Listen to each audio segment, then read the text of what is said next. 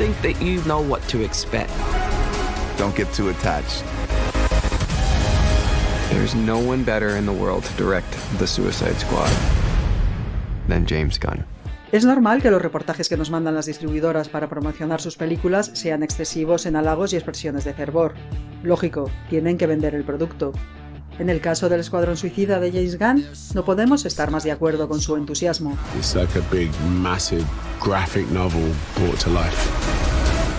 Tras el fiasco de la primera adaptación dirigida por David Ayer, quien sigue reclamando su propio corte de la película, y tras ser despedido por Disney por unos tweets del pasado que le privaron de hacer la tercera entrega de Guardianes de la Galaxia, Gunn nos engancha desde el primer instante con uno de sus habituales, el descomunal Michael Rooker, y no nos deja parpadear hasta el final.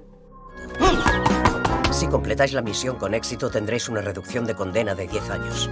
Imbuida del espíritu del legendario escritor de cómics John Ostrander, a quien le regala un cameo en la película, la versión escrita también por este genio de los malabares explosivos nada tiene que ver con la de 2016, salvo beber del mismo universo y conservar 4 de los personajes que enseguida se convierten en 3. Esto es un suicidio. Entonces lleva nuestro nombre. Margot Robbie es una más en un reparto ejemplar en el que nos agrada ver a Juan Diego Botto. Nos enamora Idris Elba con un Bloodsport para el que parece haber nacido. Nos cautiva la portuguesa Daniela Melchior como la cazadora de ratas. Y no podemos dejar de ensalzar al resto de los suicidas protagonistas, incluido Sylvester Stallone como la voz de King Shark. Nom nom. Escuadrón Suicida es una película de guerra, una película de acción, una comedia. La historia es simple, surrealista, salvaje, brutal y desquiciada. Critica abiertamente la manera de hacer política de Estados Unidos y no se avergüenza de algunos brevísimos instantes sentimentaloides.